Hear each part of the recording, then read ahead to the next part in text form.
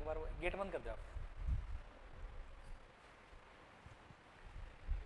Hello guys, नमस्कार। मैं संजय स्वामी हमारे प्यारे से प्लेटफॉर्म सीटी एग्जाम जंक्शन पर आप सभी का हार्दिक स्वागत करता हूं।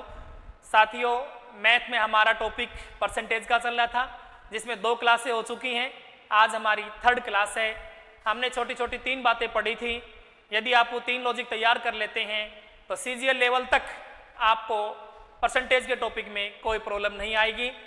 आप एक बार पीछे की जो हमारी 2 वीडियो हैं उन्हें देखिए, आपको आगे वाले जो क्वेश्चन करवाएंगे उसमें किसी प्रकार की कोई प्रॉब्लम नहीं आएगी।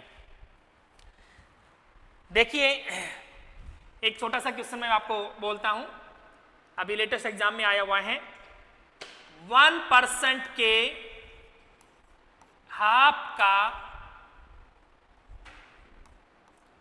200% ज्ञात करें। देखिए क्वेश्चन क्या है, 1% के आधे का 200% ज्ञात करें। अब बच्चे क्या करते हैं, ऑप्शन दिए गए हैं। Option A 1, option B 0.1, option C 0.001 और ऑप्शन डी है वो दे दिया गया आपका 2। 1% के हाफ का 200% आपको ज्ञात करना है। हम करते हैं जी, 1% का हाफ उसका 200% निकालते हैं। परसेंट हटेगा अपॉन 100। क्या आंसर आया आपका 1, जो कि क्या है, गलत है। आप ये बताओ मुझे, 10% का हाफ कितना होगा? यदि आप कहते हैं 5, गलत है।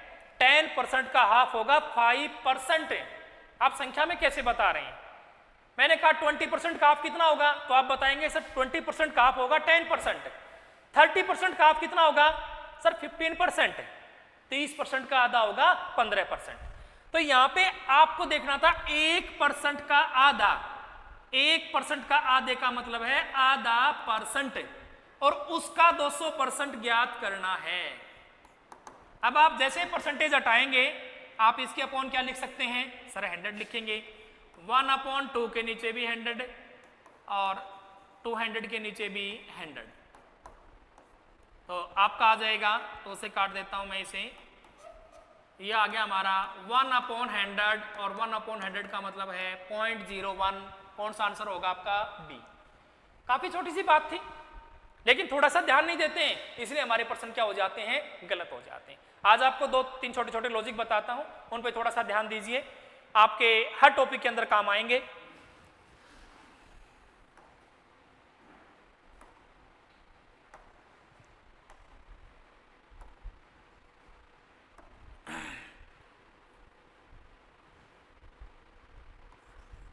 ए व बी में 5000 रुपए बांटे जाने हैं। ए और बी है, उनकी टोटल इनकम है वो कितनी है, 5000 रुपए है। ए को 1200 रुपए अधिक मिलते हैं, तो बताइए बी को कितने रुपए मिलेंगे? आप ये देखो कि टोटल अमाउंट कितनी है, 5000 रुपए। देखो किसी भी क्वेश्चन को हम बताते हैं तो बिल्कुल बेसिक जीरो से बताते हैं।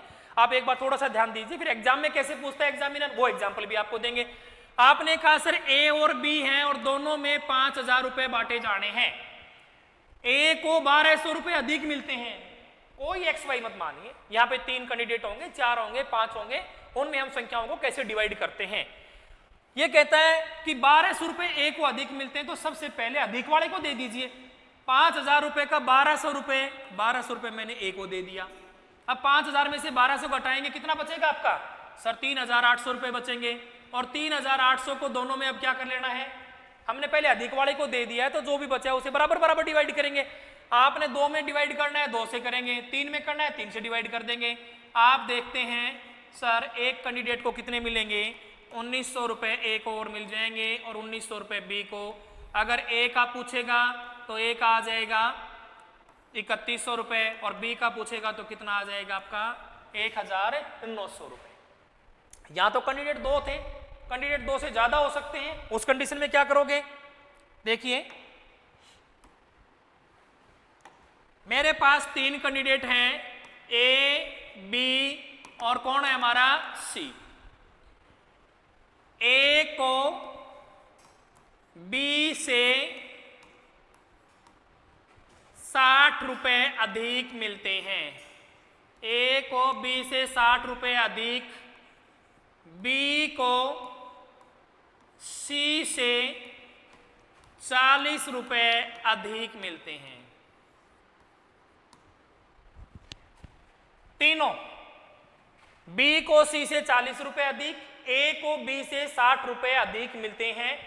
तीनों को 740 रुपए मिलते हैं। तो बताइए ए को कितने रुपए मिले, बी को कितने मिले, सी को कितने मिले, किसी के बारे में पूछ सकता है। आप ही बताओ, यहां पे ए बी से 60 रुपए अधिक कमाता है या उसको 60 रुपए अधिक मिलते हैं, बी सी से 40 रुपए अधिक कमाता है, और तीनों की इनकम लिख देता हूं मैं। तीनों की इनकम कितनी है, 740 रुपए है। तो ए का बताना है, बी का या सी का। आगे क्वेश्चन सोल्व करेंगे तो प्रत्येक क्वेश्चन के अंदर ये चीजें आएंगी आपकी। आपने कहा इसमें ए को बी से 60 रुपए अधिक मिलते हैं और बी को सी से 40 रुपए अधिक मिलते हैं। सबसे कम किसको मिलते हैं सर? सबसे कम मिलते हैं यहाँ पे सी को। तो सी को कितना मान लेंगे पहले, 0। बी सी से, बी है ना, उसको सी से 40 रुपए अधिक मिलते हैं तो बी को 40 रुपए दे दिए। ए को बी से 60 रुपए अधिक मिलते हैं, 60 और ऐड कर देंगे। अब एक बार ये कंडीशन पूरी हो रही है, देखो कि ए को बी से 60 रुपए अधिक, ए को बी से 60 रुपए अधिक मिलते हैं, बी को सी से 40 रुपए अधिक मिलते हैं। अब हमने कितना दे दिया ये बताओ? हमने दे दिए सर 140 रुपए। 740 में से 140 दे दिया तो कितना बच गया आपके पास है, 600 रुपए। और अब 600 रुपए तीनों में क्या कर देना है, इक्वल कर देंगे, क्योंकि हमने सबसे पहले अधिक वालों का हिसाब कर दिया है। आप इसे 3 से डिवाइड करते हैं तो प्रत्येक कैंडिडेट को कितना मिल जाएगा जी, 200 रुपए इसे मिलेंगे, 200 रुपए इसको मिल जाएंगे और 200 रुपए इसे मिलेंगे। आपने कहा ए को मिलेंगे 300 रुपए, बी को मिलेंगे 240 रुपए और सी को कितने मिल जाएंगे आपके 200 रुपए। जिस भी कैंडिडेट का पूछेगा आप बड़े आराम से बता सकते हैं। इसी टाइप को एग्जामिनर है ना कई बार रीजनिंग की लैंग्वेज डाल देता है, हमें लगता है कि रीजनिंग का पर्सन है और हम उसमें उलझ जाते हैं। आपका रीजनिंग और मैथ के काफी कॉमन क्वेश्चन होते हैं जिनकी लैंग्वेज आपको बिल्कुल सेम सी लगती है। अभी एक क्वेश्चन आया हुआ था और वो रीजनिंग के अंदर था, देखिए क्या है, पूरे क्वेश्चन को ध्यान से देखिए। एक 5 मंजिला मकान है, 5 मंजिल का मकान है, एक 5 मंजिला मकान है।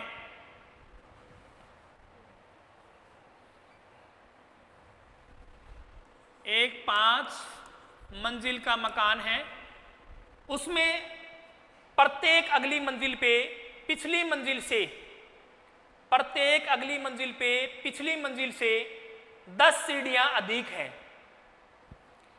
पहली मंजिल पे तो सीढ़ियां हैं, सेकंड पे उससे 10 अधिक हैं, थर्ड के ऊपर सेकंड से 10 अधिक हैं, फोर्थ के ऊपर थर्ड से 10 अधिक हैं और फिफ्थ मंजिल के ऊपर फोर्थ मंजिल से 10 सीढ़ियां अधिक हैं। और हमें तीनों की 5 मंजिल की इकट्ठी सीढ़ियां दे दी गई और बताया कि 5 मंजिल की इकट्ठी सीढ़ियां 500 हैं। तो बताइए कि सेकंड मंजिल पे कितनी सीढ़ियां होंगी? आप ये बताओ, मंजिल कितनी है? 2 3 4 और ये क्या हो गया हमारा 5। वही बात है कि सबसे कम किसी को मान लें, किसको माने सबसे कम? सबसे कम सीढ़ियां हैं जी फर्स्ट मंजिल के ऊपर, क्योंकि सेकंड मंजिल के ऊपर फर्स्ट मंजिल से 10 सीढ़ियां अधिक हैं।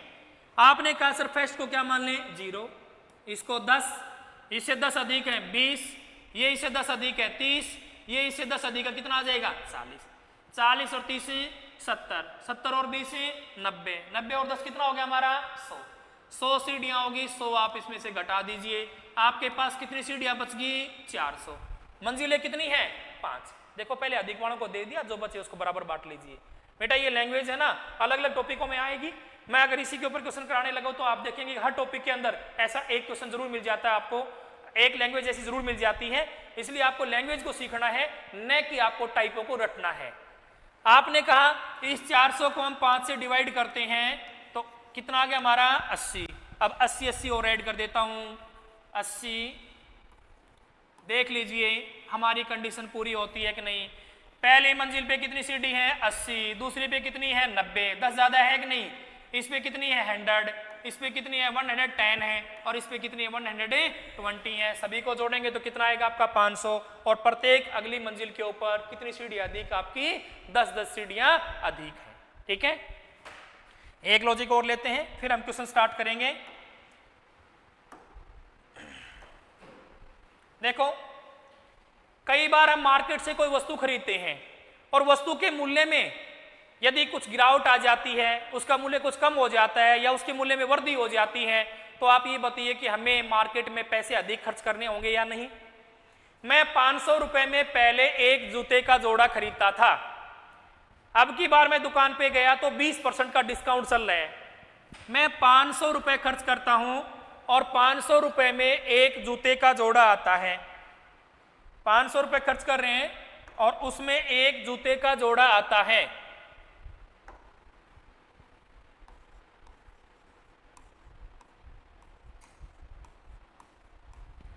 अब की बार मैं मार्केट में गया तो 20% का डिस्काउंट चल रहा है। तो आप ये बताओ, जब 20% का डिस्काउंट मिलेगा तो क्या मुझे 500 रुपए देने पड़ेंगे? नहीं सर। 500 रुपए का 20% निकालते हैं तो 100 रुपए का आपको डिस्काउंट मिल गया है। तो 500 में से आप 100 घटाएंगे तो 400 रुपए आपको मार्केट में जूते की कीमत देनी पड़ेगी, और 100 रुपए आपके पास बचेंगे। तो 100 रुपए आप अपनी जेब में डाल सकते हैं और जूते का जोड़ा भी खरीद सकते हैं। लेकिन ये क्या कहता है एग्जामिनर, कहेगा आपको कि हमने किसी वस्तु के मूल्य में कमी आने से कुछ अधिक वस्तु खरीदी है या कोई दूसरी वस्तु खरीदी है। तो जो भी अधिक वस्तु या कोई अन्य वस्तु खरीदते हैं तो वो किसकी आती है? सर, बचाए गए पैसे की। डिस्काउंट मिलेगा तो पैसा बचेगा, और मूल्य बढ़ जाएगा तो पैसा आपको क्या करना पड़ेगा? और अधिक खर्च करना पड़ेगा। अब यहाँ पे 100 रुपए बचे हैं तो इससे मैं कुछ और वस्तु खरीद सकता हूँ। जैसे पर्सन सुनिए, एक बार दोबारा बोलता हूँ। 500 रुपए में एक जूते का जोड़ा आता था, 20% का डिस्काउंट मिलने के कारण वर्तमान में मैंने एक जूते का जोड़ा और 4 जोड़ी जुराबें खरीदी हैं। तो बताइए एक जोड़ी जुराब का वर्तमान मूल्य क्या होगा? अब ये 4 जोड़ी जुराबें किसकी खरीदी है? मैंने 100 रुपए बचाए उसी की तो खरीदी हैं। पहले 500 रुपए में एक जूते का जोड़ा आता था, अब मैंने 20% का डिस्काउंट मिलने से 400 रुपए में जूते का जोड़ा खरीद लिया और मेरे पास 100 रुपए बचे हैं। उस 100 रुपए को मैंने मार्केट में खर्च कर दिया, तो 4 जोड़ी जुराबें आती हैं। तो एक जोड़ी जुराब का मूल्य कितना आ जाएगा आपका? 25 रुपए। अब इस पे एक दो क्वेश्चन करते हैं, सारी बात समझ में आ जाएगी। बहुत सिंपल सी बात है और बिल्कुल डायरेक्ट क्वेश्चन आता है, डायरेक्ट लैंग्वेज आती है। और दिल्ली पुलिस वगैरह जो आपके एग्जाम अभी फॉर्म आए हुए हैं उसमें इस टाइप के क्वेश्चन बार बार पूछे गए हैं। प्रश्न है, 500 रुपए में कुछ चावल आते हैं, चावल के मूल्य में 30% कमी होने पर पहले की तुलना में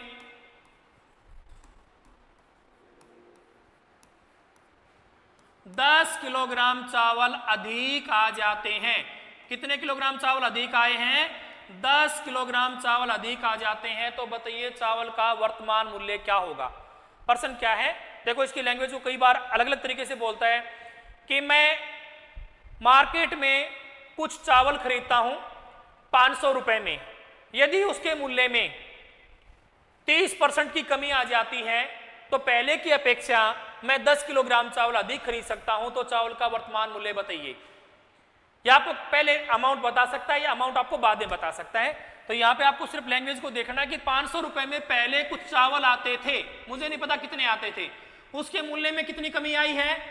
30% की कमी आई है, जिससे हम पहले की तुलना में मतलब 500 रुपए में वर्तमान में 10 किलोग्राम चावल अधिक खरीद सकते हैं। पहले मैं मार्केट में 500 रुपए खर्च करता था, कुछ चावल खरीदता था, चावल के मूल्य में कितनी कमी आई है बताओ? चावल के मूल्य में आई है जी 30% की कमी, और 30% की कमी आने से कितने रुपए की बचत हो रही है? पहले तो ये बता दो मुझे जी। 500 का 30% 150 रुपए की बचत होती है। पहले वाले चावल तो मैं 350 रुपए में खरीद सकता हूं, अब मैंने जो 150 रुपए बचाए या तो उसको अपने जेब में डाल सकता हूं या मार्केट में इन्वेस्ट करूंगा तो सेम वस्तु या कोई अन्य वस्तु खरीद सकता हूं। अब मैंने सेम वस्तु खरीदी है, वो अधिक आई है, और कितने किलोग्राम अधिक आई है? 10 किलोग्राम अधिक आई है। तो आप बता देंगे सर 150 रुपए की जो बचत हुई उससे 10 किलोग्राम चावल अधिक आए हैं, तो वर्तमान में 1 किलोग्राम चावल का मूल्य कितना है आपका? 1 किलोग्राम चावल का मूल्य वर्तमान में कितना है आपका? 15 रुपए है। ठीक है, ऐसे आपके क्वेश्चन अभी लेंगे, पीपीटी लगाएंगे, उसमें काफी क्वेश्चन लिए गए हैं, काफी इंपॉर्टेंट टाइप है और बहुत सिंपल सी बात है।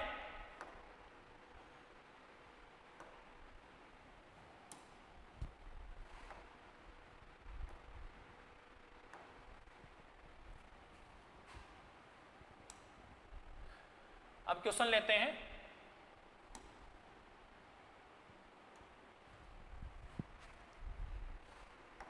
हाँ जी,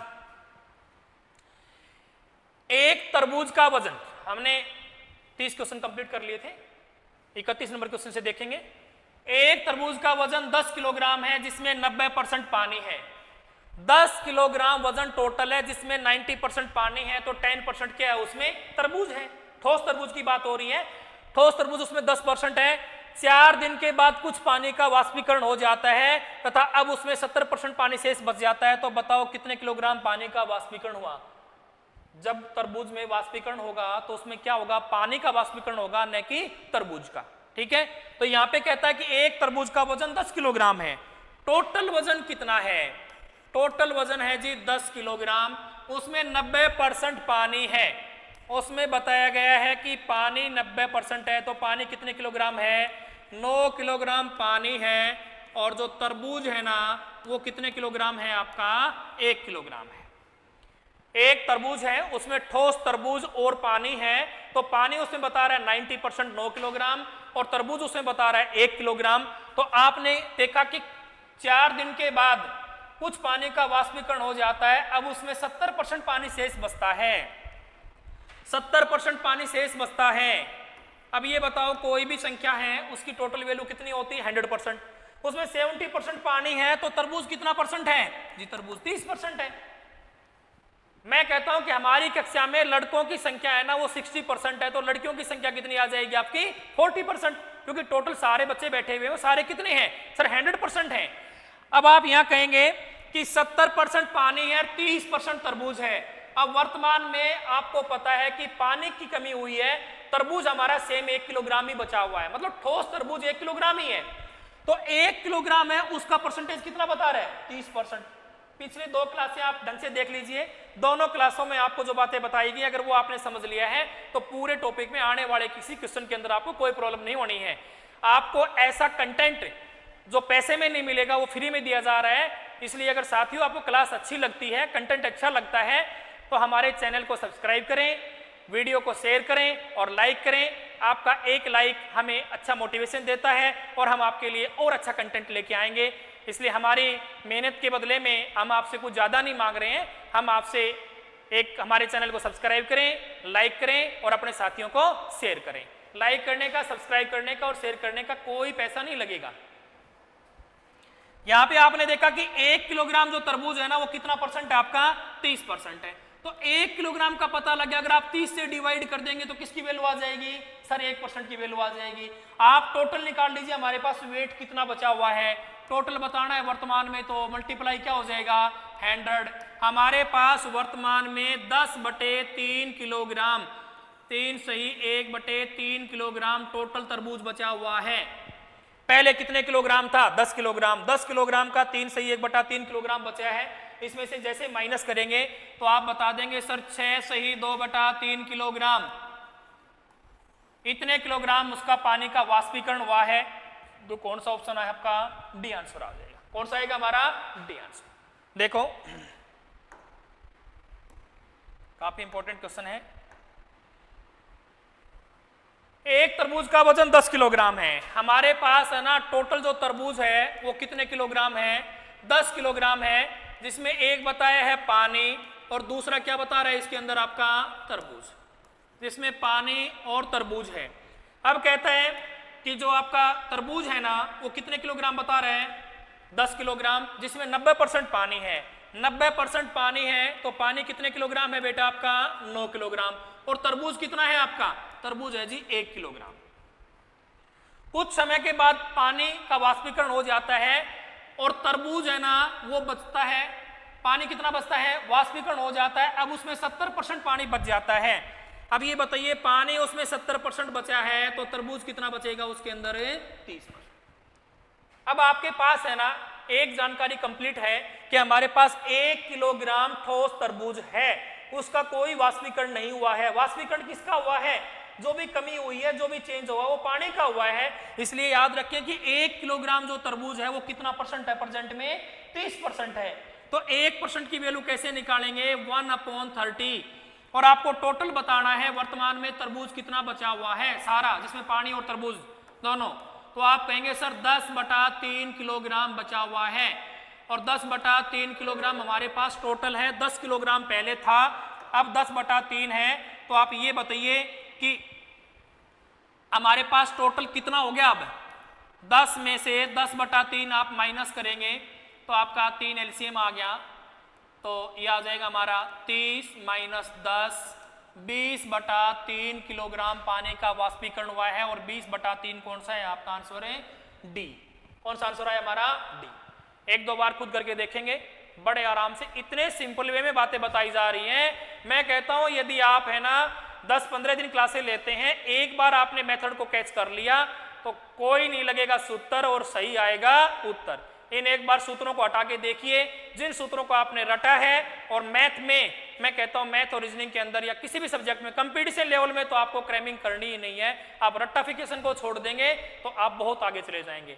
वर्तमान में आपकी दिल्ली पुलिस की वैकेंसियां जो आ चुकी हैं, आपको सिलेबस भी बताया गया था कल भी, सभी को सिलेबस के बारे में पता होना चाहिए। मैथ और रीजनिंग आपके 40 क्वेश्चन आने हैं, काफी बड़ा रोल है। और जिस बच्चे ने मैथ रीजनिंग को ढंग से पढ़ लिया और जीके और कंप्यूटर जीके का अगर उसका एवरेज भी है तो भी उसका सिलेक्शन सुनिश्चित हो जाता है। तो आप ईमानदारी से अपनी पढ़ाई स्टार्ट करें। इतनी वैकेंसियां काफी दिन के बाद आई हैं और इस मौके को हमें चूकना नहीं है। आगे चलते हैं।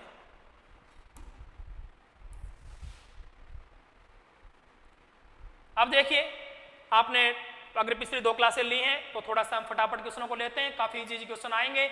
और आपने जो पीछे के 3 लॉजिक तैयार कर लिए हैं तो पूरा टॉपिक आपका तैयार है। आज इसमें कुछ नई बातें थी मैंने बताई हैं, उसके ऊपर अभी क्वेश्चन आने वाले हैं।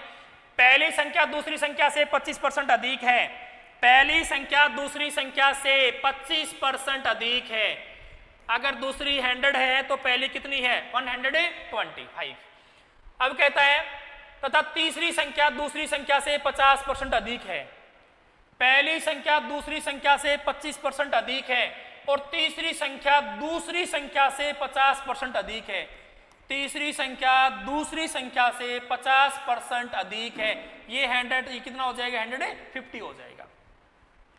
बताओ तीसरी संख्या पहली संख्या का कितने परसेंट है। तीसरी संख्या पहली संख्या का कितने परसेंट है। अगर आपको ये बताना है कि तीसरी संख्या पहली संख्या का कितना परसेंट है, आप कंपेयर भी कर सकते हैं और आप इसमें क्या कर सकते हैं, सीधा भी बता सकते हैं। ये कितना है 125 और ये कितना है 150। तो 150 125 का कितना परसेंट है जी, 125 का 150 अपॉन 125 मल्टीप्लाई 100, 25 के 150 कितना आ जाएगा हमारा 120%। कितना आ गया हमारा 120%। एक आपको कंपेयर करना बताया था, कंपेयर से और देख लीजिए। एक एक क्वेश्चन के आपको धीरे धीरे 2-2 3-3 अप्रोच बताएंगे और आप यदि एक बार टॉपिक का बेस समझ लेते हैं तो सारी अप्रोच आपकी क्लियर हो जाएंगी, आपको रटने की कोई जरूरत नहीं पड़ेगी। यहां पे कह रहा है ये कि तीसरी संख्या पहली संख्या से कितने परसेंट अधिक है, पहले निकाल लो। कोई परसेंटेज में कम और ज्यादा बताना है तो कंपेयर करना है। पहले इसका और इसका दोनों का डिफरेंस देखो, दोनों का डिफरेंस कितना है 25। कंपेयर किससे हो रहा है, दोनों का अंतर अपॉन जिसे कंपेयर किया जा रहा है मल्टीप्लाई 100 है। यही बताया था तुलना के बारे में, पिछली क्लास में भी आप देखेंगे तो आप बता देंगे सर 20% ज्यादा है। तीसरी संख्या पहली संख्या से 20% अधिक है तो पहली संख्या की वैल्यू अगर परसेंटेज में बात करता हूं तो टोटल कितना परसेंट है, किसी भी संख्या का मान परसेंटेज में 100% होता है। तो पहली संख्या 100 है तो तीसरी संख्या उसे 20% ज्यादा है तो कितनी हो जाएगी 120%। बिल्कुल सिंपल। आगे चलते हैं।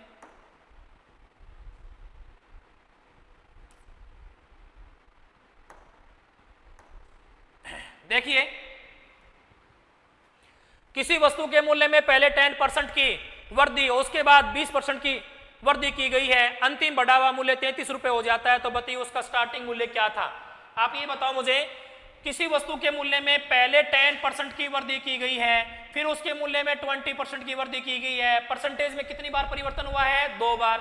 जी परसेंटेज के रूप में 2 या 2 से अधिक बार परिवर्तन होता है, तो वहां पे हम क्या लगा सकते हैं? जी महान सूत्र लगा सकते हैं। मैंने पहले बताया था कि महान सूत्र है ना, एक सिंपल सा लॉजिक है, और यदि आप उसे पढ़ लेते हैं तो आने वाले कई टॉपिकों में काम आएगा। यहाँ परसेंटेज के रूप में 2 या 2 से अधिक बार वृद्धि होगी। तो सबसे पहले बताओ, किसी वस्तु का जो मूल्य था वो कितना था आपका? 100। पहले उसके मूल्य में 10% की वृद्धि हुई, 10 की वृद्धि होगी तो जी 110 बटे में 100। फिर उसके मूल्य में 20 की वृद्धि होगी तो 120 बटे में 100। आपको ये देखना है कि उसका मूल्य कितना हो जाता है सर? 132%, 132% उसका मूल्य हो जाता है, और उसका मूल्य कितने रुपए हो जाता है? 33 रुपए। ये 33 रुपए कितने परसेंट के बराबर है? ये सर 132% के बराबर है। 1% की वैल्यू ज्ञात करनी है, तो आप कहेंगे 33/132, और आपको बताना है कि उसका स्टार्टिंग मूल्य क्या था। स्टार्टिंग मूल्य कितना था उसका? 100% था।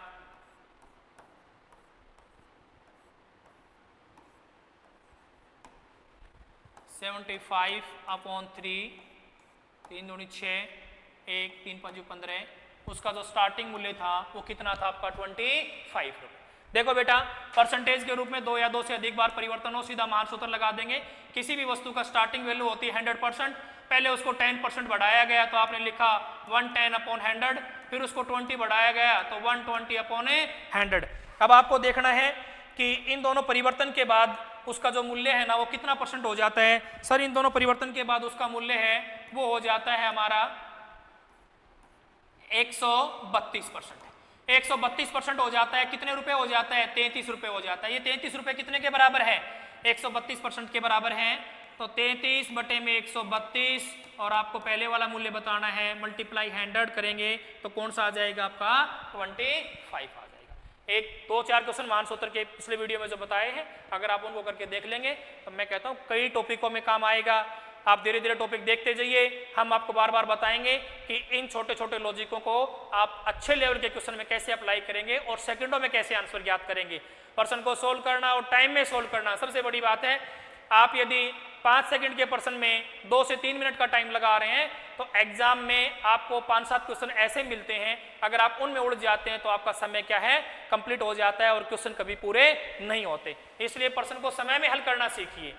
आपको यहाँ 21 ईयर का जो एक्सपीरियंस मिल रहा है वो उसका फायदा उठाइए और ईमानदारी से मेहनत करिए। आगे चलते हैं।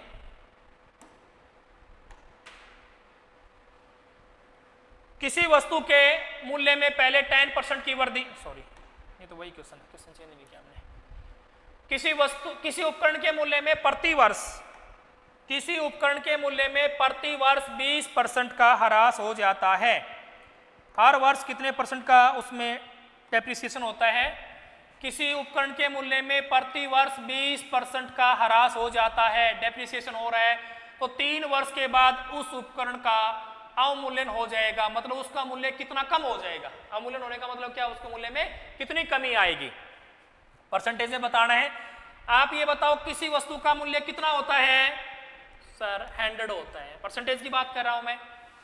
किसी उपकरण के मूल्य में प्रति वर्ष 20% की कमी आती है तो 3 वर्ष के बाद उसका मूल्य कितना बचेगा? एक तो ये कहे और एक उसके मूल्य में कितने परसेंट की कमी आई है। दोनों अलग अलग बातें हैं।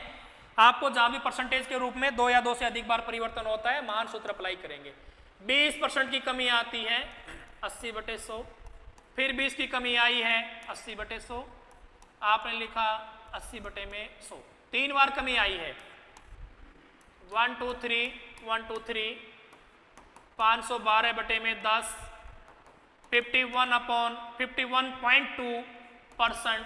अब ये बताओ कि ये उसके मूल्य में कमी आई है या ये मूल्य उसका रहा है? ये तीनों कमी होने के बाद उसका मूल्य बचा है या कमी कितनी आई है?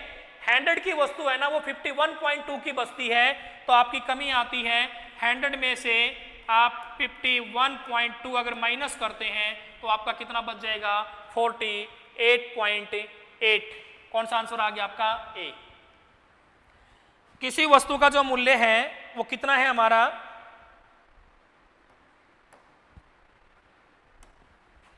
100, पहले वर्ष उसके मूल्य में 20 की कमी आई 80/100, दूसरे वर्ष 20 की कमी आई 80/100, तीसरे वर्ष 20 की कमी आई 80/100। आपने देखा उसका मूल्य बच गया हमारा 51.2।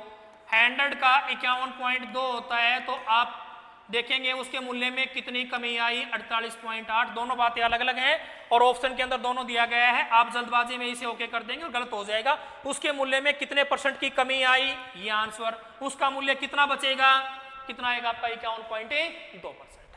ठीक है,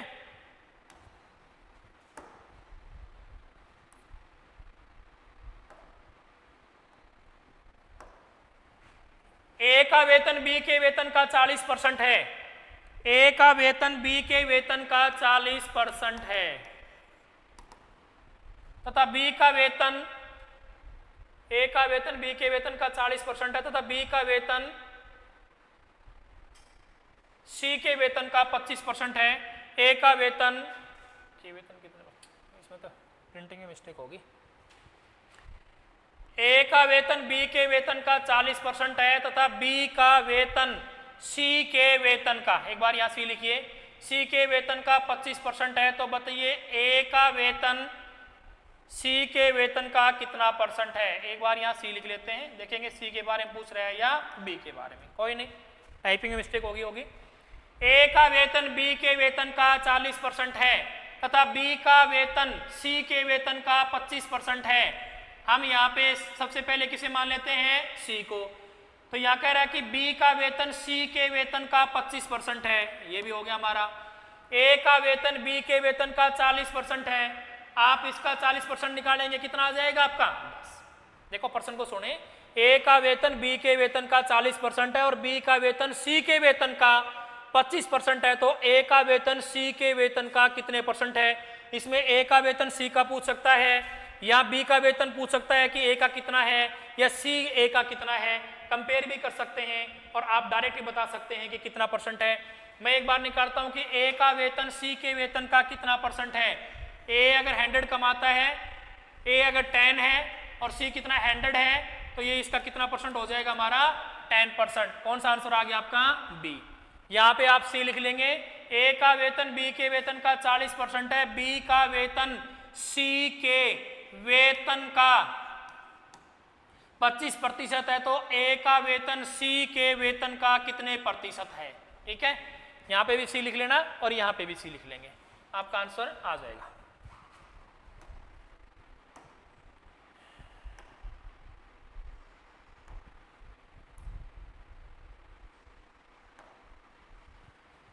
यदि किसी वस्तु का वर्तमान मूल्य 73,920 रुपए है, यदि इसके मूल्य में पहले वर्ष 10% की वृद्धि, दूसरे वर्ष 200% की कमी तथा तीसरे वर्ष 20% की वृद्धि हो जाती है, तो 3 वर्ष पहले इसका मूल्य क्या था। यहाँ पे 200 के स्थान पे 20 कर लीजिए, ठीक है ना, कोई बात नहीं, ये छोटी मोटी गलतियां हो रही हैं। किसी वस्तु का वर्तमान मूल्य 73,920 रुपए है, यदि इसके मूल्य में पहले वर्ष 10% की वृद्धि हुई, दूसरे वर्ष 20% की कमी हुई और तीसरे वर्ष 20% की वृद्धि हुई, तो 3 साल पहले इसका मूल्य बताना है। ये तो तीनों परिवर्तन होने के बाद वर्तमान मूल्य है। आप इसे परसेंटेज से कर सकते हैं या संख्या को बेस बना के कर सकते हैं। आप ये बताओ स्टार्टिंग में इसका मूल्य था वो कितना % था जी, 100% था। इसके मूल्य में पहले वर्ष 10% की कमी आई, पहले वर्ष 10% की कमी आई तो कितना हो जाएगा आपका 90/100। फिर दूसरे वर्ष 20% की कमी आई, दूसरे वर्ष 20% की कमी होगी तो क्या हो जाएगा आपका 80/100। और तीसरे वर्ष इसके मूल्य में 20% की वृद्धि हो जाती है 120/100। देखो परसेंटेज के रूप में 2 या 2 से अधिक बार परिवर्तन होता है। सिंपल सा फॉर्मूला आपको बताया था, महान सूत्र लगा दीजिए, कभी कोई गलती नहीं होगी आपकी। आप देखेंगे हमारे सक्सेसिव डिस्काउंट हैं अर्थात हमारे कर्मिक बट्टे हैं, उस पूरे टॉपिक के अंदर आपको क्या लगाना है, महान सूत्र अप्लाई करना है। यहां पे हमारा आ गया 1 2 3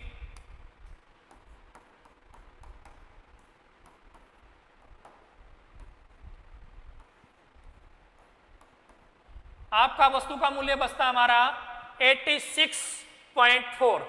कितना बचता हमारा 86.4 बचता है। ये आपका जो 73,920 रुपए है ये हमारे कितने के बराबर है, ये है 86.4% के। और वस्तु का 3 वर्ष पहले का मूल्य बताना है तो कितने से मल्टीप्लाई कर देंगे यहाँ पे 100 से। कितने से मल्टीप्लाई करेंगे यहाँ पे 100 से। एक बार ये चेक करना पड़ेगा कि यहाँ 20 ही है क्या, क्योंकि अगर यहाँ कोई अलग संख्या है तो हो सकता है कि आपका आंसर इनमें से नहीं हो तो हम कौन सा कर देंगे, इनमें से कोई नहीं। ठीक है, तो इस संख्या को एक बार देखेंगे, एक बार आप काट के चेक कर लेना कि इन तीनों में से आंसर नहीं है तो कौन सा आ जाएगा, आपका डी आंसर आ जाएगा।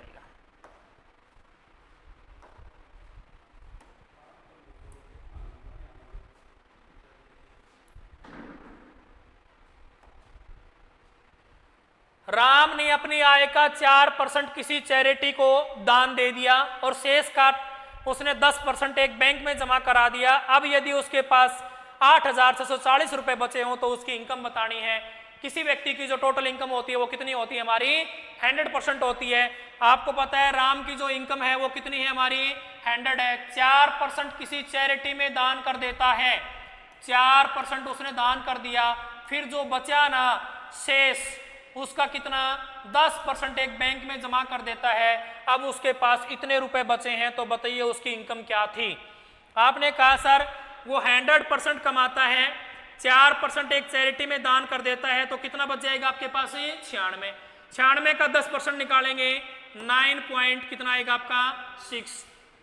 अगर आप इसमें से 9.6 कम कर देंगे तो कितना बच जाएगा आपका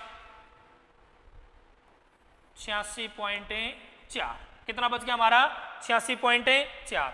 भाई 96 में से आप सभी को करना आता है माइनस से पॉइंट, 10 में से 6 गए 4, 15 में से 9 गए, कितने बच जाएंगे आपके 6, और इधर कितने बच गए आपके 8।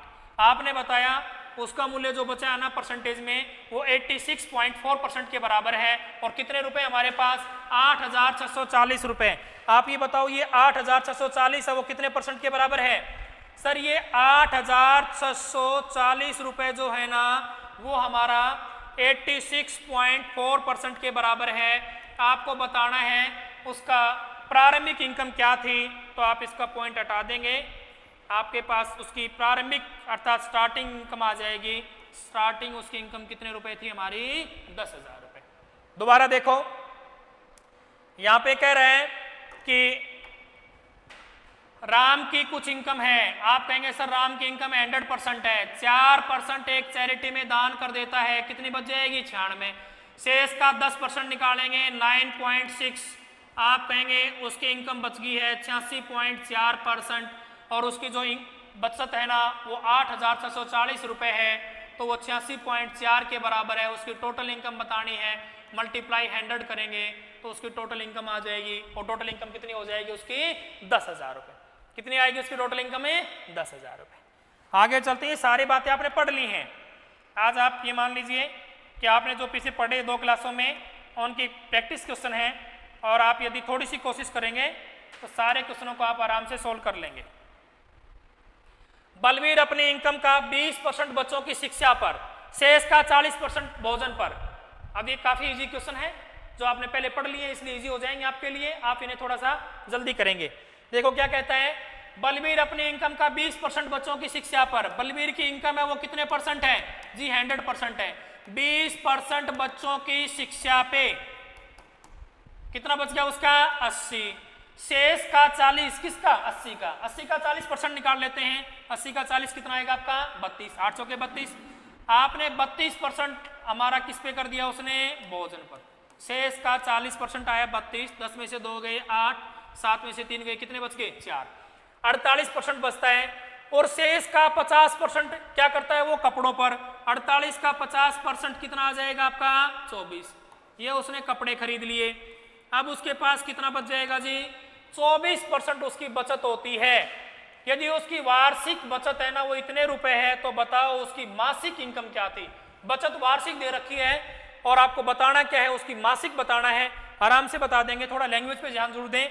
यहां कहता है कि 14,000 और 400 रुपये उसकी जो बचत है ना वह कितने परसेंट के बराबर है? 24% के बराबर है। अब आपको बताना क्या है? उसकी इनकम बतानी है। मल्टीप्लाई 100 कर दीजिए। 12 दूनी 24, 12 12 144, 12 एकम 12, आपका आ जाएगा यहाँ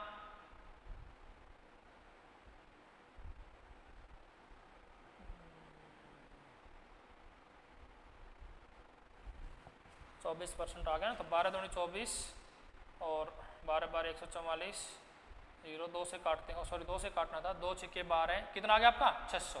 तो ये हो जाएगा 60,000। कितना आ गया हमारा? 60,000। 60,000 रुपये उसकी एक साल की इनकम है।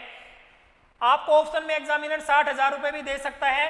क्यों? क्योंकि यहाँ पे पूछ क्या रखे हैं? उसकी मासिक इनकम पूछ रखी है और आपकी ये कौन सी आई है? वार्षिक आई है। तो याद रखिए कि एक साल में 60,000 रुपये कमाता है तो एक महीने में कितना कमाएगा? 12 से डिवाइड कर दीजिए। एक महीने की इनकम कितनी आ जाएगी उसकी? 5,000 रुपये। कितनी आ जाएगी एक महीने की उसकी इनकम में? 5,000। बिल्कुल सिंपल सी बात थी। उसकी इनकम 100% है, 20% बच्चों की शिक्षा पे, 80 बच गया। 80 का 40% निकाला हमने, कितना है? 32 भोजन के ऊपर, 48 का 50% कितना है? 24 कपड़ों पे खर्च कर दिया। उसकी बचत कितनी है? 24% है। उसकी बचत 14,400 रुपये है। वो कितने के बराबर है? 24 के बराबर है। मल्टीप्लाई 100, एक साल की इनकम आ गई है, एक महीने की इनकम बतानी है तो कितने से डिवाइड कर देंगे? 12 से। तो उसकी मासिक इनकम कितनी आ जाएगी? 5,000 रुपये। आगे चलते हैं।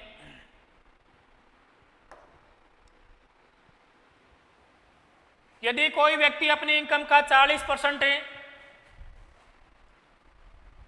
भोजन पर खर्च करता है, किसी व्यक्ति की इनकम कितनी है? 100, 40% वो भोजन पर खर्च कर देता है, कितना बचेगा? 60। 20% मकान किराए पर। अभी शेष शब्द नहीं आया है, जहां तक शेष नहीं आया वहां तक आपको सीधा घटाना है। 20 आपने मकान पर खर्च कर दिया, कितना बच जाएगा उसका? 40। कितना बच गया आपके पास है? 40। अब क्या कहता है? शेष का 70%, किसका? 40 का। 40 का 70%, 7 चौके 28। 28 उसने बच्चों की शिक्षा पे खर्च कर दिया। लास्ट में उसके पास कितना बचेगा? 12% बचता है। तो उसकी आय का कितने परसेंट बचत होगी? तो बचत कितनी आ जाएगी? 12%। याद रखें, जहां तक शेष शब्द यूज नहीं करता है सीधा भी घटा सकते हैं। आपको पता है 40% एक खर्चा है और 20 एक खर्चा है, कितना हो जाएगा? 60। माइंडली कैलकुलेशन करना शुरू कर देंगे आप धीरे धीरे। आपको पता है 100% कमाता है, 40 और 20 60 हो गया, ये हमने घटाया तो उसकी 40% बचा। और अब शेष शब्द यूज करता है कि शेष का 40%, किसका? शेष का 70%। 40 का 70% कितना आया? 28। उसकी बचत कितनी हो जाएगी? 12%। कितनी आएगी उसकी बचत? 12%। अगला क्वेश्चन देखिए।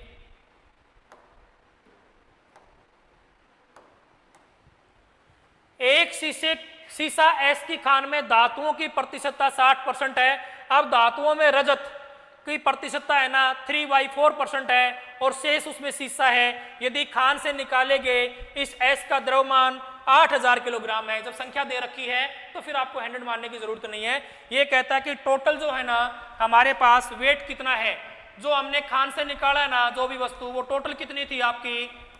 8,000 किलोग्राम है।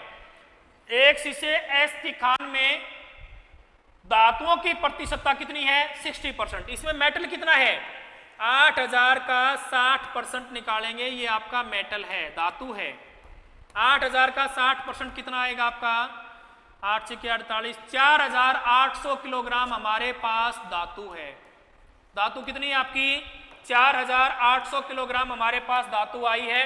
अब कहता है कि अब धातुओं में रजत, धातुओं में जो है ना हमारी चांदी है उसकी प्रतिशतता कितनी है? 3/4% है। तो इसका 3/4% निकाल लीजिए। 4,800 का 3/4% ज्ञात करेंगे अपॉन 100। आपके पास आ जाएगा 8 3 24, 2 3 चौके 12 और 2 14। आपने कहा कि 3/4% उसमें क्या है? सीसा है। यदि खान से निकाले गए एस का द्रव्यमान 8,000 किलोग्राम है तो शीशे का द्रव्यमान कितना है? एक शीशा एस की खान में धातुओं की प्रतिशतता कितनी बताई थी? 60। अब धातुओं में रजत की प्रतिशतता 3/4 है। अगर आप इसमें रजत हटा देंगे तो क्या बच जाएगा आपका? शीशा बच जाएगा सर। आपने कहा 4800 में से 144 कितना घटाना आपको 144 किलोग्राम हमारे पास जो चांदी है वो हम माइनस कर देंगे। 10 में से 4 गए 6, 9 में से 4 गए 5, यहाँ पे 7 में से 1 गया 6, कितनी आपके पास शीशा है 4656 किलोग्राम। कितना आएगा हमारा 4656 किलोग्राम। कहाँ गलती होगी इसमें? कोई बात नहीं, कहीं कैलकुलेशन में मिस्टेक है तो उसे एक बार फिर चेक कर लेते हैं। आप देखिए एक बार दोबारा सोल्व करते हैं, कोई बात नहीं, कोई कैलकुलेशन में होगी मिस्टेक। यहाँ कहता है कि एक शीशा एस की खान में धातुओं की प्रतिशतता 60% है, 8000 किलोग्राम टोटल है, उसका 60% निकालेंगे। धातुओं की प्रतिशतता 60% है तो 60% आपका कितना आया था जी? 60% आ गया था हमारा 4800 किलोग्राम आया। 4800 किलोग्राम में जो है ना चांदी है वो 3/4% है। 4800 का 3/4% निकालते हैं। 0 4 एकम 4, 4 दूनी 8, 12 3 36। सॉरी भाई, पिछली बार कोई कैलकुलेशन में मिस्टेक हो गई थी। 36 किलोग्राम उसमें चांदी है तो 4800 में 36 किलोग्राम चांदी घटा देंगे। 10 में से 6 गए 4, 9 में से 3 गए 6, 7 4, आपके जो है ना शीशे का टोटल वेट आ गया है 4764। 4764 कौन सा आंसर आ गया हमारा? सी आ गया। ठीक है, तो कैलकुलेशन पे थोड़ा सा ध्यान रखा करो, कैलकुलेशन गलत नहीं होनी चाहिए, क्योंकि हमारी कई बार हैबिट हो जाती है कैलकुलेशन हम बार बार गलत करने लग जाते हैं। देखिए दो संख्याएं किसी तीसरी संख्या से 125% और 25% अधिक हैं, पहली संख्या दूसरी संख्या से कितने प्रतिशत के बराबर है? बड़े आराम से कर लेंगे, तुलना वाला फॉर्मूला लगा के। ऐसे काफी क्वेश्चन कर लिए हैं, तो 2-4 क्वेश्चन आपके काफी इजी हो तो आप भी खुद भी प्रैक्टिस कर सकते हैं। आगे देखते हैं। किसी नगर की जनसंख्या में वार्षिक रूप से 2.5% की वृद्धि होती है। कितने परसेंट की वृद्धि होती है? एक नगर की जनसंख्या में 2.5% तो होती है सर वृद्धि। और आगे कहता है किंतु स्थानांतरण के कारण छोड़ के जा रहे हैं 0.5% की कमी आ जाती है, 0.5 की कमी आ रही है। इसका मतलब वार्षिक वृद्धि कितनी हो रही है हमारी? 2%। 2.5% बढ़ती है, आधा % छोड़ के चले जाते हैं, तो कितनी वृद्धि होगी? 2%। 2 वर्ष में वृद्धि क्या होगी? हर साल 2% की वृद्धि होती है, तो 2 वर्ष में कुल कितनी वृद्धि होगी? अरे मान सूत्र आप सबको पता ही होगा। आपको पता है जनसंख्या कितनी थी? 100। 2 या 2 से अधिक बार परसेंटेज में वृद्धि या कमी हो, 102/100 और 102/100 आप बता देंगे। यहाँ पे हमारी जो वृद्धि है वो कितनी हो जाएगी? 102 को 102 देखता हूं मैं मल्टीप्लाई करके, तो कितना आ जाएगा आपका? आपका आ जाएगा यहाँ पे, मल्टीप्लाई कर लो, चलो कोई नहीं,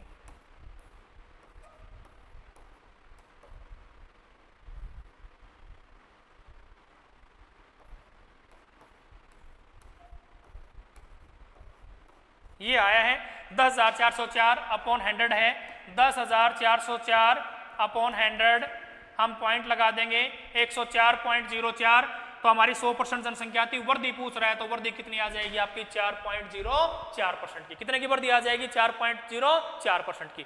देखो यहाँ पे अकेली वृद्धि पूछ रहा है तो आप सिंपल तरीके से भी कर सकते हैं। 2% की वृद्धि होती है तो कुल कितनी वृद्धि होगी? तो 100 को बेस बनाने की जरूरत ही नहीं है। पहले साल 2 की वृद्धि हुई, अगले साल भी 2 की वृद्धि हुई, तो 2 और 2 कितना हो जाएगा? 4, और 2 का 2% निकालते हैं तो 0.4, तो टोटल वृद्धि कितनी आ जाएगी? 4.04 की। ठीक है,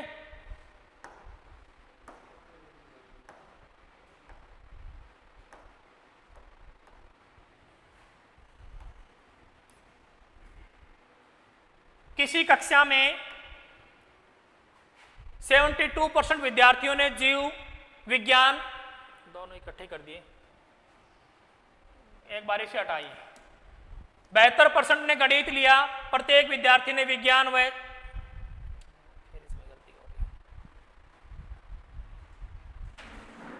किसी कक्षा में 72% विद्यार्थियों ने जीव विज्ञान लिया।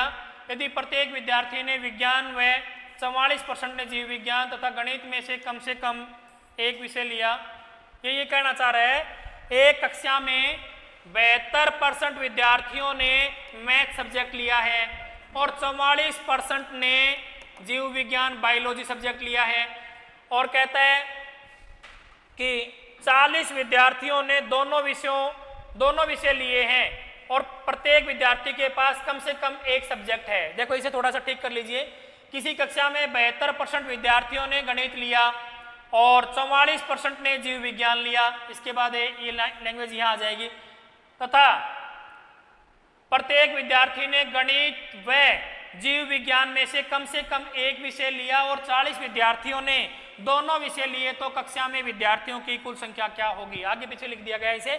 तो आप कहेंगे सर 72% ने मैथ, 44% ने बायोलॉजी ली है, तो यहाँ पे हमारे पास जो टोटल आ गए हैं 126% आ गए हैं, जबकि विद्यार्थी टोटल कितने हैं 7 4 11 116 आ गए हैं। विद्यार्थी हमारे 100% होते हैं, तो इसका अभिप्राय है कि 16% विद्यार्थी जो हैं उनके पास दोनों सब्जेक्ट हैं, और दोनों सब्जेक्ट कितने के पास हैं 40 विद्यार्थियों के पास है। 40 बटे में 16 गुणा में 100, 8 दूनी 16, 8 5 40, 2 से काट देंगे 50 और 50 5 मल्टीप्लाई करते हैं तो विद्यार्थियों की संख्या कितनी आ जाएगी आपकी 250। देखो क्या कह रहा है यहाँ पे, इसने बताया है कि किसी कक्षा में 72% विद्यार्थियों के पास मैथ है, 72% के पास मैथ है, 44% के पास बायोलॉजी है, तो हमने देखा कि विद्यार्थी कितने हो गए 116%, जबकि विद्यार्थी टोटल कितने होते हैं 100%। प्रत्येक विद्यार्थी के पास कोई ना कोई सब्जेक्ट जरूर है, इसका मतलब 100% विद्यार्थियों के पास कोई सब्जेक्ट है। यहाँ पे कहता है कि 40 विद्यार्थियों के पास दोनों सब्जेक्ट हैं, तो दोनों सब्जेक्ट वाले विद्यार्थी कितने परसेंट है ये बताओ। 16% ऐसे हैं जिनके पास दोनों सब्जेक्ट हैं, 40 विद्यार्थी ऐसे हैं जिनके पास दोनों सब्जेक्ट हैं, तो ये 40 कितने के बराबर है 16% के बराबर है। टोटल विद्यार्थी बताने मल्टीप्लाई 100 करेंगे, कितना आ जाएगा आपका 240। आगे चलिए अगला क्वेश्चन देखते हैं। एक छात्र ने किसी संख्या को 2/3 से मल्टीप्लाई करने की अपेक्षा 2/3 से भाग दे दिया, बताइए कितने परसेंट की त्रुटि हुई। ऐसे 2-3 क्वेश्चन करेंगे, काफी इंपॉर्टेंट क्वेश्चन है, मोस्टली एग्जामों में आप देखते हैं बार बार रिपीट हो रहे हैं। तो यहाँ पे कहता है एक छात्र ने किसी संख्या को 2/3 से मल्टीप्लाई करना था। कितने से मल्टीप्लाई करना था, कोई भी नंबर है उसे 2/3 से गुणा करना था, और उसने 2/3 से उसे भाग कर दिया। 2/3 से भाग करने का मतलब कितने से गुणा कर दिया 3/2 से। देखो कोई भी संख्या है ना भाग में होती है तो गुणा में करते हैं संख्या रिवर्स हो जाती है। आप ये बताओ मुझे, मैं आपको कहूं 100 डिवाइड 25, क्या आ रहा आपका 4 आ रहा है। अगर आप इसे गुणा में करना चाहें तो क्या आप इसे ये नहीं लिख सकते क्या 1/25। कोई भी संख्या अगर डिवाइड में है तो उसे मल्टीप्लाई में करते हैं तो संख्या रिवर्स हो जाती है। इसका मतलब 2/3 से मल्टीप्लाई करना था और 2/3 से डिवाइड कर दिया, मतलब 3/2 से क्या कर दिया उसे मल्टीप्लाई कर दिया। अब कितने परसेंट की त्रुटि हुई है, कितने परसेंट की गलती हुई है। एक संख्या का आपको यहां ज्ञात करना था 2/3, कितना निकालना था आपको 2/3, और आपने कितना निकाल दिया उसका 3/2। अब आप देख सकते हैं पहले आपका इस एलसीएम लेके और इस फ्रैक्शन को हम नेचुरल नंबर में बदल लेते हैं। आपने कहा कि एलसीएम आएगा हमारा 6, 3 दूनी 6, 2 दूनी 4, या 2 3 6, 3 3 9। कहने का मतलब संख्या है ना उसको अगर हम 2/3 से करते तो कितना हमारा 4 है मान, और 3/2 से करने उसकी वैल्यू कितनी बन रही है 9 बन रही है।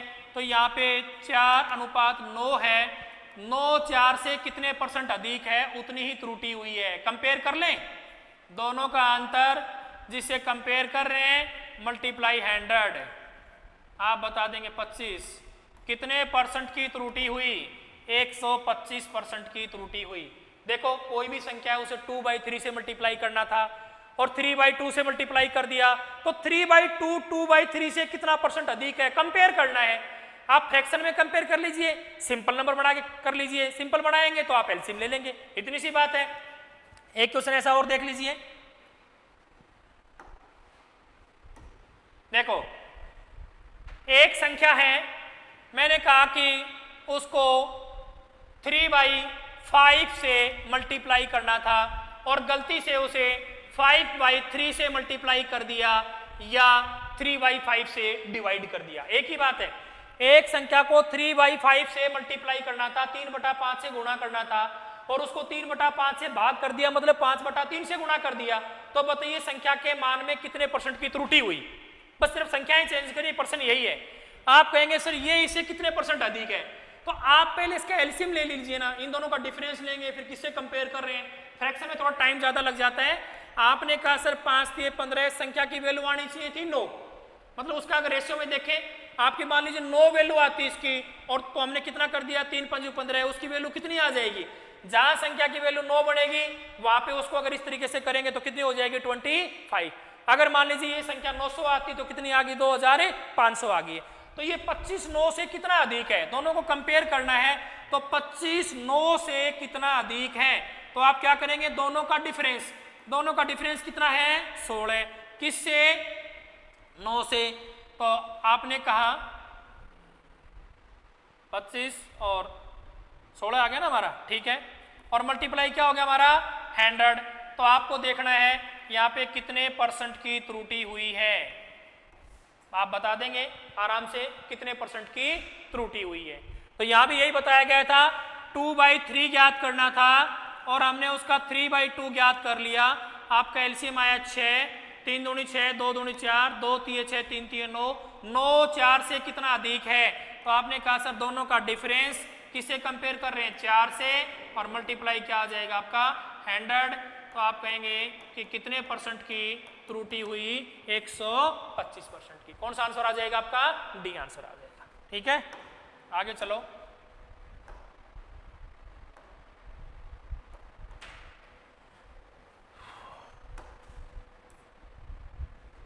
किसी विद्यालय में 1200 लड़के और 1300 लड़कियां थी, लड़कों का 70% और लड़कियों का 40% पास हो जाते हैं, बताओ विद्यालय में कुल कितने परसेंट विद्यार्थी फेल हुए।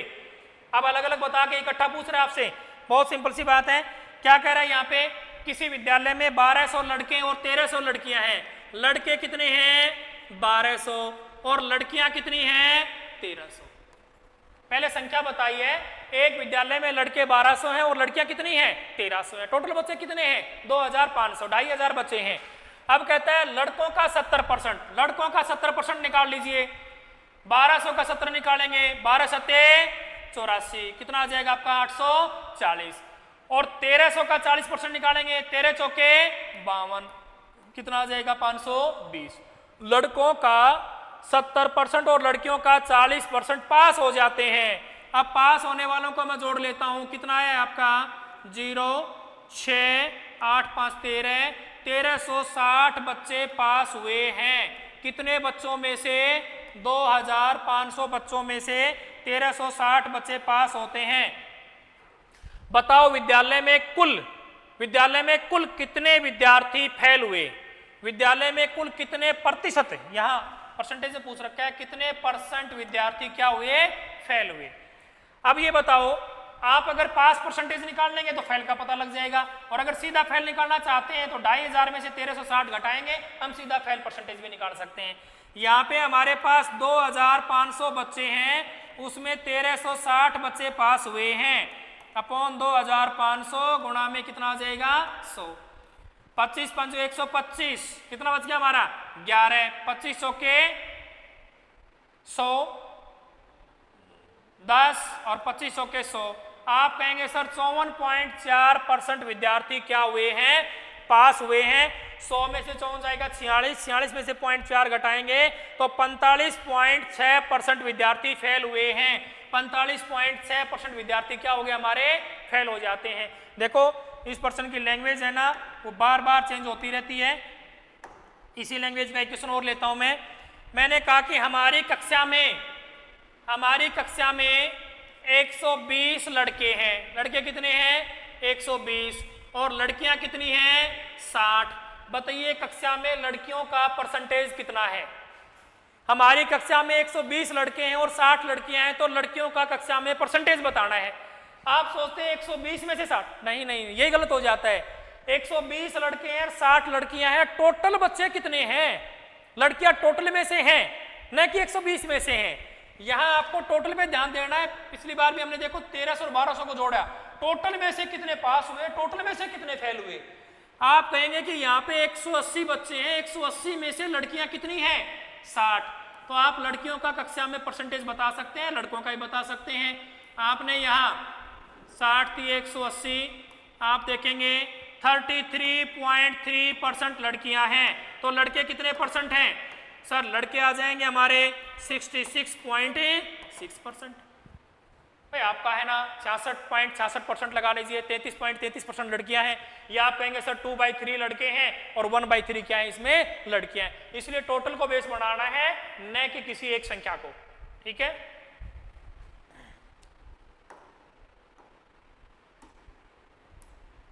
अगला क्वेश्चन देखेंगे। अगला क्वेश्चन है आपका, एक परीक्षा में 1100 लड़के और 900 लड़कियां हैं। सेम वही क्वेश्चन है। उनमें 50% लड़के और 40% लड़कियां परीक्षा में पास हो जाते हैं। अनुत्तीर्ण विद्यार्थियों का प्रतिशत बताना है। एक परीक्षा में 1100 लड़के और लड़कियां कितनी हैं? 900। सिंपल से प्रश्न नहीं है। देखिए इधर कितने आ जाएंगे? टोटल 1100 और 900 को जोड़ लीजिए, आप बता देंगे यहाँ पे टोटल बच्चे कितने आ गए हमारे? 2000। 2000 में क्या कह रहा है? उसमें 50% लड़के और 40% लड़कियां परीक्षा में पास हो जाते हैं। 50% लड़के, एक परीक्षा में 1100 लड़के हैं, लड़के कितने हैं? 1100, लड़कियां कितनी हैं? 900। कोई बात नहीं, आगे पीछे लिख दिया था हमने। उसमें 50% लड़के पास होते हैं, तो 50% कितना आ जाएगा 1100 का? 550। और 40% लड़कियां पास होती हैं, लड़कियां कितनी आ जाएंगी? 450। जोड़ लीजिए, 5 5 10, 1 9 और 1 10, कितने बच्चे पास हो गए? 1000। तो आप ये बताओ 2000 में से 1000 बच्चे पास होते हैं, तो 50% बच्चे पास हो गए, तो 50% बच्चे क्या हो गए हमारे? फेल हो गए। दोबारा देखो, यहां कह रहे हैं एक परीक्षा में 1100 लड़के और 900 लड़कियां हैं। आप कहेंगे सर लड़के हैं ना वो हैं 1100 और लड़कियां हैं वो कितनी हैं? 900। सारे बच्चे कितने हैं? 2000। लड़कों का 50% पास होने वाले 550, लड़कियों का 40%, 9 चौके 36, 300। परीक्षा में 1100 लड़के और 900 लड़कियां हैं। 900 लड़कियों का, अच्छा 50% ही निकाल लिया हमने पिछली बार। कोई बात नहीं भाई, इसमें एक छोटी सी मिस्टेक हो गई थी पिछली बार। आप देखिए हमने 50% पढ़ लिया था लड़कियों का, जैसा प्रश्न में दिया गया है उसी अकॉर्डिंग देखिए।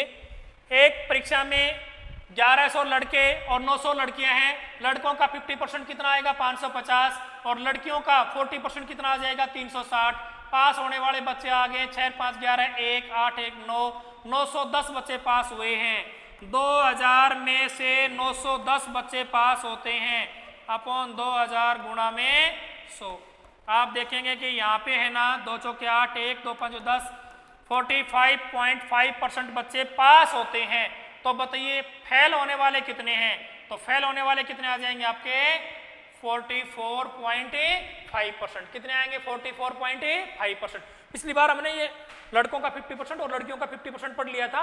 कोई बात नहीं, आप 40% कर रहे हैं तो आप क्या निकाल लेंगे? उसका 40% निकाल लेंगे। काफी इजी क्वेश्चन है, एक बार करके देखेंगे आराम से हो जाएगा। अगला क्वेश्चन देखो, किसी विद्यार्थी ने विज्ञान विषय में 300 में से 32% अंक अर्जित किए और भाषा के 200 प्रश्नों में से उसने कितने अर्जित किए हैं? 200 अंक वाले प्रश्न में कितने अंक अर्जित करे ताकि कुल मिला के उसके 46% अंक हो जाएं? बहुत सिंपल सा प्रश्न है। कह रहा है कि किसी विद्यार्थी ने विज्ञान के 300 अंकों का पेपर हुआ, साइंस का जो पेपर है ना वो 300 अंकों का हुआ, उसमें 32% अंक आ गए। कितने अंक आ गए उसके? 96 अंक उसने प्राप्त किए। अब कहता है भाषा का पेपर है ना वो हुआ था 200 अंकों का, 200 अंकों में वो कितने परसेंट अंक प्राप्त करे कि दोनों का मिला के 46% हो जाए? दोनों का, दोनों पेपर कितने अंक के हुए थे बेटा? 500 का, और 500 का उसे कितना चाहिए? 46%, 46% चाहिए। 5 के 30, 3 5 के 20 और 3 23, 230 अंक उसको टोटल चाहिए। दोनों पेपरों में 230 अंक प्राप्त करेगा तो उसके जो टोटल है ना दोनों का 46% हो जाएगा। उसने पहले पेपर में कितने अंक प्राप्त किए हैं? 96। 230 में से आप 96 क्या कर देंगे? माइनस कर देंगे, तो आपका कितना आ जाएगा? आपने 230 में से 96 माइनस किया, 10 में से 6 गए 4, 12 में से 9 गए तो कितने बच गए आपके? 3, और यहाँ पे कितना हो गया हमारा? 1। 134 अंक उसे प्राप्त करने हैं, और 134 अंक कौन से सब्जेक्ट में लेने हैं? उसे भाषा के सब्जेक्ट में लेने हैं और भाषा का सब्जेक्ट कितने अंकों का था 200 का। 200 में से उसे 134 अंक प्राप्त करने हैं। 134 अपॉन 200 मल्टीप्लाई 100% पूछ रहे हैं। 2 छिक्के 12, 2 सत्ते 14, कितने परसेंट अंक लेने पड़ेंगे उसे भाषा में 67% अंक लेने होंगे। कितने परसेंट अंक लेने होंगे उसे 67%। देखो क्या कह रहा है यहाँ पे, किसी विद्यार्थी ने विज्ञान में 300 अंकों का पेपर हुआ था और 300 में से 32% कितने अंक प्राप्त कर लिए 96। दूसरा 200 अंकों का पेपर हुआ था, उसमें से कितने परसेंट अंक प्राप्त करे कि दोनों सब्जेक्ट में उसके 46% नंबर बढ़ जाएं। दोनों सब्जेक्ट 500 नंबर के हैं, 46% हमने ज्ञात किया। हमें पता चला 5 के 30 3, 24 और 3 कितना आ जाएगा 5 के 30 3, 5 के 20 और 3 23। 230 अंक प्राप्त करने हैं। 230 में से 96 अंक प्राप्त कर लिए तो सेकंड पेपर में कितने अंक लेने हैं उसे 134। अब ये बताओ सेकंड पेपर में 134 अंक लेने हैं, कितने में से लेने हैं 200 में से। 200 में से 134, 200 का कितना परसेंट है आप बता देंगे। 2 छिक्के 12, 2 सत्ते 14, कितना परसेंट आ जाएगा आपका 67% आ जाएगा। कितना आएगा हमारा 67% आ जाएगा। आगे देखो, एक कोयले की खान में से 18% कोयला नष्ट हो जाता है, इतना कोयला प्राप्त होता है तो कितने के बराबर है ये 82%। 100% था, 18% नष्ट हो गया तो ये कितना बच जाएगा आपका सर। ये जो 492 है ना वो हमारा कितने के बराबर है 82% के बराबर है। तो बताओ कितना टन कोयला नष्ट हुआ, मल्टीप्लाई किससे कर देंगे 18 से। ठीक है, बहुत सिंपल है। 1% की वैल्यू ज्ञात करनी सीख ली तो बड़े आराम से सोल्व कर सकते हैं। किसी चुनाव में 2 प्रत्याशी थे, चुनाव वाले आपने काफी पढ़े हैं, जिनमें एक प्रत्याशी को 60% मत प्राप्त हुए, एक को 60% वोट मिले। कितने परसेंट वोट मिले हैं एक को 60% वोट मिले हैं। और वह किसी चुनाव में 2 प्रत्याशी थे, एक को 60% वोट मिले और वह हारने वाले को 2400 मतों से क्या कर देता है, कम प्राप्त हो रहे हारने वाले को, मतलब हरा देता है। बताओ जीतने वाले को कितने मिले। बहुत इजी क्वेश्चन है, आराम से कर लेंगे, कुछ भी नहीं है इसमें। अगला देखो, एक चुनाव में 2 प्रत्याशी चुनाव लड़ते हैं, एक उम्मीदवार कुल मतों का 40% मत प्राप्त करता है परंतु वह दूसरे उम्मीदवार से 300 मतों से हार जाता है। भाई एक को 40 मिले दूसरे को 60 मिले, दोनों का डिफरेंस 20% का है, दोनों का डिफरेंस 300 का है। 300 बटे में 20, 1% की वैल्यू आ गई। तो बताइए कुल मतों की संख्या बतानी है, मल्टीप्लाई किससे कर देंगे 100 से कर देंगे। ये वही क्वेश्चन है जो आपने पीछे पढ़े हैं, उनकी थोड़ी प्रैक्टिस करिए, आपकी जो टाइप आपने पढ़ी है सारी आपकी कंप्लीट हो जाएंगी। आगे चलते हैं थोड़ा सा, गेहूं के मूल्य में 20% की जो आज जो टाइप पढ़ाई है उसका क्वेश्चन आया है। एक क्वेश्चन मैं और करा देता हूं, 2-3 क्वेश्चन करवा दिए थे, ये हमारा आज की क्लास का लास्ट क्वेश्चन है। ठीक है, गेहूं के मूल्य में 20% की कमी होने से 320 रुपए में 5 किलोग्राम गेहूं अधिक खरीद सकते हैं। 320 रुपए में कितने किलोग्राम गेहूं अधिक खरीद सकते हैं जी 320 रुपए में 5 किलोग्राम गेहूं अधिक खरीद सकते हैं। ये बताओ, मैं मार्केट में 320 रुपए लेके जाता हूं, कुछ गेहूं खरीदता हूं, गेहूं के मूल्य में 20% की कमी आई तो 320 का 20% कितने रुपए की बचत हुई 64 की। ये जो 64 रुपए मैं अपनी जेब में भी डाल सकता हूं या 64 रुपए मार्केट में खर्च करता हूं तो मुझे कितने गेहूं अधिक मिलते हैं 5 किलोग्राम गेहूं अधिक मिले हैं। ये 5 किलोग्राम गेहूं किसके आए हैं, ये 5 किलोग्राम गेहूं जो पैसा हमने बचाया है, हमने 64 रुपए बचाए हैं उसके 5 किलोग्राम गेहूं आए हैं।